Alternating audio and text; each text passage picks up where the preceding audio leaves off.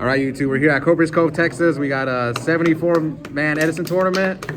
This man right here got second place. What's your name, bro? My name's Sam from Houston. Houston? And Yep. what deck are you playing? I'm running Zombies with Ultimate Offering. Ultimate Offering. Yeah, Ultimate Offering Zombies. And before we get into it, what was your record in Swiss? I lost the first round. First round? And then Okay. and then I won out. I drew. We had a draw in game 5. I stalled with a Spirit Reaper. I just had nothing, and we luckily were both at 8K at game 3. But yeah, X won. And you lost in the finals, right? Yeah, I lost in the finals. Well, yeah, I ended up topping 3 Caiuses in a row with no fodder at all, so that was tough. But it was a good match. You went to game 3? Yeah, we went to 3. I actually, I was featured in top 8 and in top 4 too, and the deck was working phenomenally. But then in the finals, to be honest, I kind of just I don't remember the finals that much, other than that game 3 loss. But so I'm excited to look at game 1 and see if I could have played it any differently to try to win. But game 2 was just hey, it happens, the man. deck doing its thing. But yeah, you did well. Let's see the deck, man. awesome. So we got a dad. I'll go through it pretty quick. Triple Caius. Ooh, OTs.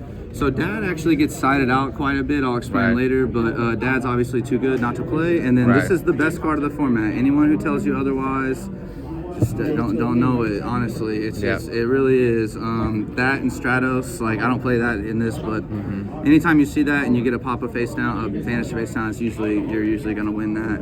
And then the zombie lineup, the random zombies we play are these right here. Standard, super standard. We don't need to talk about them. Really, nothing came up with those. And then your recruiters, we play 2 Goblin. Yeah, 2 Goblin, 2 Tomato. 2 turtle, yeah, and they're all. I play all of them secrets. I think it's important that all your floaters should be the same rarity. Really? Yeah, I do find that. It's something. I don't know if it's like a superstition or what, but I don't want to draw too many of them. I want to have equal, whatever. Even though it's equal distribution, equal weight, if you will. But this is pretty much what it is. I thought about doing another turtle. Because the 1200 actually comes in. The 1400 comes in too, and there's a lot of value, so it was a good call to keep that. Oh, to crash into Armageddon? Yes, exactly. But this crashes into a lot of things too. Fossil Dyna is a really popular card now.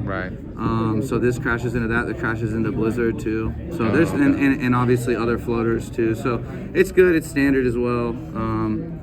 And so we just play those. And then for the other stuff, we play 2 Diva, just 2. You don't want to play 3 or a Gilman. I really, honestly, I don't really like drawing this card. If I see it once, that's great. But honestly, it just goes really well with Ultimate Offering too. The 1 Crow, this was spicy. Ooh, I did the same thing. It was really. It was. I would recommend. I'm thinking about adding a second. You're going a second one? Yeah, I mean, dude, it's in the side, but I mean, this thing was winning games today, just straight up. And then the 1 Gale, super good. You can go. I don't know if it was the finals or top 4 where I made Black Rose and banished a Tomato. He thought I was going to blow up the field, but I banished a Tomato, put his value to 0 attack. That was nice. But it just nice utility, of course. And you play Mind Control and Brain Control, so you play against value Blackwing. It's a free summon. I mean, you play a lot of tuners, right? Yeah, just the tuner lineup is just the Gale, 2 Diva, and the Plague. But you can go get Plague whenever. Yeah, right? Plague, you get it. You get it whenever, and then you have another recruiter in Sangan, and Sangan's really important in this deck, and we'll go into it a little bit later. But obviously, you can search it off Tomato. I think both in top 4 and in the finals, I searched this for a Crow, and then actually in the finals, I used it, but it didn't matter. I had 3 Caiuses, but in the final 4, that won me the match. Searching for that Crow, it's really strong. And then the spells, short and sweet. You just play good spells, and that's it. Only one book of life? Only 1 book in the main, and we'll get to that too. But yeah, you side in a second one, and actually recently on Dual Book I've been siding in a 3rd just to go crazy. But today it was only 2, and we'll get into why. It's because you run a ton of good traps, including Ultimate Offering, and this kind of conflicts with Ultimate Offering a little bit. You don't really need both of them all the time. Obviously, this is really good. You banish everything, and that's very helpful. But yeah, just the 1. It was plenty for me, and then you side the second one. But no heavy storm. Really, no heavy? Yeah, no heavy. It's sided because it's a heavy trap lineup, and and Ultimate Offering. Yeah, it looks like a lot of traps. Yeah, and Ultimate Offering pretty much does heavy and Dust Tornado's part. You want them to bottomless your Caius or whatever, because you'll just Ultimate Offering and then just pour it on. But So that's it. A lot of times Allure gets sided out too. Okay. A lot of time Allure gets sided out because you just have better cards. Traps, there's a lot of them. Compose, Swing Blast. Yeah, Yep. these are the two. This was the newest addition to the deck. I didn't play it at Nats, but I played it here today. It came up in the feature matches quite a bit in the finals too. Oftentimes in this format, it's whoever gets to resolve the first Caius, and Right. you need to protect your own cards too. And there's a lot of other applications for this. Obviously, Zero's really popular, but Synchro's popular, but this was doing really good. And then I kept this in because every now and then you do want the option to hit an oppression or hit a floodgate, something, just right. a problem. Even a black whirlwind, if you think they don't have that many black wings, I mean it can be impactful. So those are really good. And then we played 3 of these. 3 prison. Yeah, I mean you just in this deck especially, it's a little bit contradictory with because you want your turtles and your tomatoes to die by battle, but right. that just gives you honestly it is and it isn't, because you can save this for later because you want those to die by battle, so you can kill the cards that are important later in the game. Right. So that's really nice. And then the one call, self-explanatory. You just continue your plays, everything really good. Chain it to search more if they destroy it, whatever. Torrential and Mirror Force. These are some of the best cards in the format. Obviously, we don't need to talk about those. Double Bottomless. It's a very trap-heavy deck, and you want to get rid of zeros. You want to get rid of armed wings. You just got to do it. Man, that's a lot of traps. It is, and we still go too. These 3. Return, Starlight Song. I mean, you just kind of like with all the traps, you have to play it. Yeah. God card. Yeah, definitely return. The only time I lost today in Swiss was to this card twice. What deck was using it? The True Hero. The True Hero deck. Yeah. He won that with that, and then Right. Bayou Turbo. Okay, that makes sense. Something like that. I can't remember. But yeah, that was my only loss in Swiss to that card. And then Trap Dust Shoot, you play the 1, you side it out a lot. Yeah. If you go second, you side it out straight up. Yeah, I do that same thing. It's too good. It's honestly too broken to not play game 1 or 3 if you're going first. Yeah. Or just game 1 in general, obviously. But it's obviously a really good card. And then the Superstar card, the MVP card of the deck. Caius is the best card of the format, but this is the best card in the deck. Ultimate Offering. Yeah. You can. There's many plays, and in the finals I kind of botched it a little. I had game with Ultimate Offering, but I miscalculated life. I thought he was at 47. He was at 49. Yeah. And so I was gonna just do Catastrophe Brio for the exact 47, and then after I had searched with my Goblin Zombie, I realized he was at 49, and I was like, oh, that's a mistake. I ended up pulling out the game, but that was a little mistake with that. But I think in top 8, I absolutely rolled with this. It was a great display of what the card can do. You set Goblin Zombies on their turn, sack for Caius, Surge, Pop, all on their battle phase. That's crazy. Are you kidding me? Yeah, that's fucking crazy. And then Diva with this too. Yeah. You just continue, and you have Sang and double Goblin Zombies, so it's gadgets basically. You're basically playing gadgets. A gadget at that deck. point. Yeah. Just a better gadget deck. Yeah. And it's really strong. A lot of times I will say you'll see in the side, because the side is what makes this deck so good, honestly. Right. You'll side out 1 or both of these quite often because you're going to side into skill drains, and to have 2 of these and 2 skill drains, kind of too many face-up traps. Right. But sometimes you do play both in certain matchups. But it just really depends on if I'm going first, these are probably going to stay in. If I'm going second and I side in the skill drains, these are coming out most likely, at least one of them.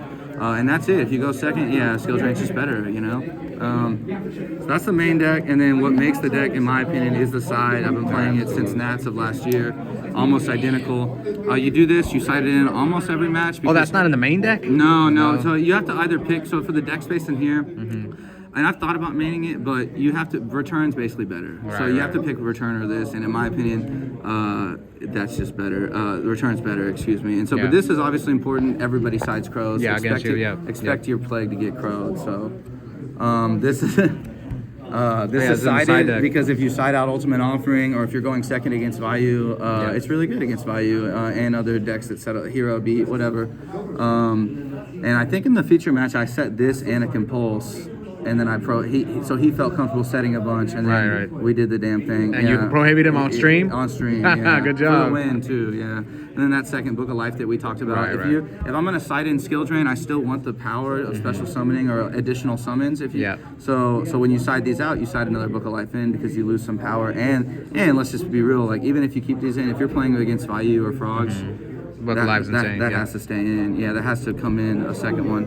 I only sided this in once today, but I'm going to keep it in because you sided in against Blackwings for obvious reasons. Whirlwind Oppression. Yeah, obvious reasons. And then you also sided in if you know for a fact that they're siding in Decrees, like if you've seen it in the past. If you're sensing Decrees, you can't do Dust Tornado. You have to do this. You can't late draw Dust Tornado. You just lose. So you have to do this. There's other applications too, but mainly against Dragons and Blackwings because they're siding in Dragons are siding in that Decree. Yeah. This because you're one of these. It's a great card. A lot of people are siding it here. But hero beat you just kind of lose to a lot of times. If you can't, they can choose when to attack your turtles and tomatoes, and so then they just have sparks and blasts and zeros, and so this is just really good. And it comes in against Blackwings too. Okay. You have to side it against Blackwings as well. So that's just for those two matchups, and it works really well. Same thing, Blackwings, Lightsworn, random stuff. That's really it. I never sided in a second one today. Actually, no, that's not true. I played Blackwings one round and that got sided in. But sort of the MVP of the side deck is the skill drain. So zombies, all of your good zombies pretty much activate and resolve in the grave or whatever. Right. So you're able to play skill drain. A lot of people like skill drain with goblin zombies. That's crazy, but it's really not because if you have plenty of other summons, you have plenty of other sets, and you can pick and choose when you want a goblin zombie. And so it works really well. And then in combination with skill drain, I also play the two Thunder Kings. I know that you don't get the search effect, but just the fact that having a 1900 body, if you open with it against the decks that search, then that's really good because they don't get a search. But mainly just for this kind of little this is really good together. You tribute and just destroy their synchros while still having a skill drain. It's really good. And then obviously these have to come in because you play Ultimate Offering. This is disgusting. Absolutely disgusting with this card because I can, if they special summon a bunch, I'll do this and then I'll set this from my hand and they'll think it's like a goblin zombie or a tomato or something, and they'll, of course. Also really good too because it's just normal summon. So if you pop off, if you go off, and then normal summon that. Main phase 2, just normal summon that. And get it's pretty boards, good, right? It's pretty, and also you play a ton of traps. So just in general, despite the rest of the deck, Ultimate Offering or not, you play a lot of traps to protect this guy. So I played it at Nats when barely anyone was playing it, and now everybody's playing it. So everyone's playing it. You really have to. Against Frogs, it's just too good. And then, of course, you side in the second DD Crow. Just makes sense. It's especially with skill drain. When you have skill drain, the Crow's still alive. Still really good against Vayu. Because basically against Vayu, like if you lose the die roll, it's kind of sometimes it's just who gets to resolve Kai's first. And so that's why you have the skill drains for that. And the Raikou packages are crazy everywhere. The last two cards are the Cyber Dragons. Pretty much everybody needs to be siding these because if you're going second in certain matchups, it's just way too good. Against heroes, it's way too good. Against Machinas, it's a free win. Against I had a guy that sided in Jinzo against me, and so that Chimera Tech. Someone sided Jinzo against me. Yeah, appreciate that. And then also just in general as a game mechanic, special summoning it by itself, and then attacking into a solo Raikou, letting this die over a trap card or one of your searchers. That's obviously ideal. Just in general, it gets over Hamster. It's just can't speak highly enough about this guy. He comes in if I go second almost every match, unless I think it's a really good matchup or whatever the case may be. That's it with the side. All right, let's go through the extra deck real quick. This video's been running a little long. All right, so Android, Brio. We'll just go over something that's like interesting. So these are all staples. So these are all staples. You play the Cyber Dragon. The thing about the instant zombies is like you're really tied on extra deck stays with instant zombies, so you really can't play the zombie flavors. Like you can't play. We'll just go through them immediately right now. Doom Kaiser. So a lot of people told me not to do this, but it was so good today. Bayou plays Spirit Reaper, they play Plague. Amaryllis plays Plague. I played 2 Amaryllis today. It came in. This came in a feature match. I had a Spirit Reaper, and I stole his Spirit Reaper and took 2 cards. Wow, took 2 that's cards. nice. Yeah. Took 2 cards out, and then obviously this guy. No matter what kind of zombie deck you're playing, it's good, a must in this format. Yeah. Obviously. The other ones, you play the Gale, so you might as well play the Armor Master. To be honest, man. It wasn't that good. Armor Master wasn't that good. The only level 7 that's really good is Black Rose. And honestly, man, sometimes I felt like it may have even been better to have an Ancient Fairy in here just for defense if you really want to. But this might be revisited. We'll see. And then obviously Black Rose, the Goo, Stardust, Thought Ruler. The Goo. These are just what you have. Ulties. Yeah. You just have to. You just really have to. And obviously the staples. And then you play the Mistworm. It never came up today. It does sometimes though. This never came up today. It does. Really? Yeah, it really I don't know why. But it just never really came up today. And then the last one that was also a little debatable, that's a little spicy, is this guy. Oh yeah. Super good. Were you the one looking for it? No, someone else. No, somebody else. I am kind of looking for it. Oh, it was him, right? I gave Oh, you're the one that was looking for it. I gave Keegan. I gave E3. I gave Keegan my DT after we played in Nats. Okay. Because his whole deck was DT, and Yeah. and I was like, sure, why not? And but yeah, I am looking for it probably. But this is so good. Treeborn Frogs. It comes up sometimes. It comes up. Amaryllis for sure. Amaryllis. Oof, the tokens. Oh, you can see the finalist mat on the name of this mat right here. Yeah. What'd you get? You got that ultimate dark orb? Yeah, that was your. Right, any shout outs before we end this video, man? No, man. Shout out to the squad. Houston, H-Town, right? H-Town. H-Town. He got, I think, what'd you get, 14? So you topped 16. You got 12 seeds? 17. But he topped last time. He topped. Yeah, he got top 8, I remember. So, yeah, man. Thanks for the video. Good job, man. Congrats.